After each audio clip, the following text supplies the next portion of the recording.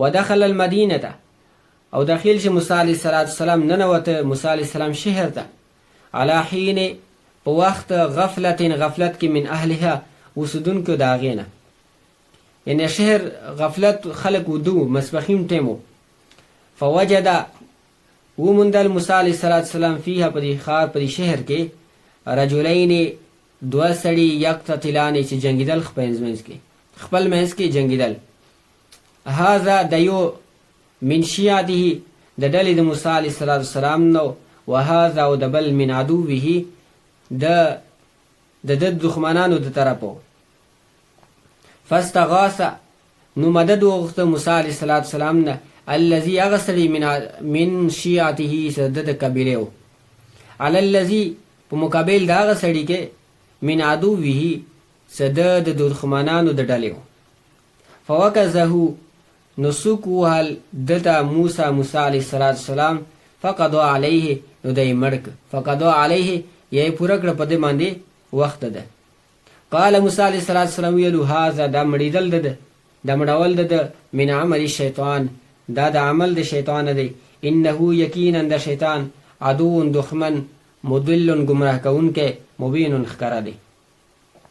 قال ویلو موسی علیه السلام ربي زما ربه انی یقینا زه ظلمتو ما ظلم کړی نفسي په خپل ځان باندې فاغفر لي ما ته بخښنه وکړه فغفر له الله رب العزت دته بخښنه وکړه انه یقینا الله رب العزت هو الغفور امدی دی ګناهونه معاف کوونکی رحیم رحم کوونکی قال ویل موسی علیه السلام ربي زما ربه بما په سبب د دې په وجه د دې انعمت چې تا انعام کړی علیه په ما باندې فلن اکونه هیڅ چیرې به نشم زه ظهیرا مددگار للمجرمین د پاره د مجرمانو واصبح او سحر کړه موسی علیه السلام فی المدینه په شهر کې خائفا یری کوونکی یترقب او انتظار کول چې اوس به څه کېږي فاذا الذي نو نسا په هغه کس استنصره چې مدد یې غوښته موسی علیه السلام نه بالامس پرون یستصرخه هغه چیغې وایي موسی علیه السلام ته بیا قال ویلو موسی علیه السلام له دته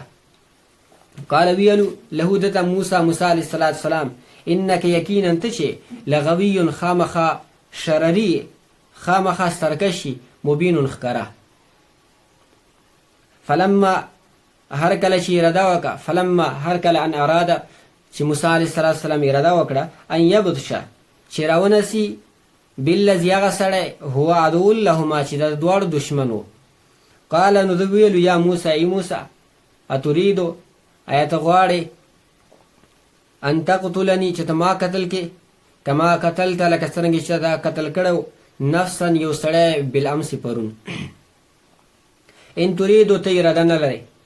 الا مگر دا ان تکونه چې شي ته جبارا ظالم یا زورور فی الارض په ځمکه کې وما تریدو او ته اراده نه لرې ان تکونه چې شي ته من المصلحین د اصلاح کوونکو نه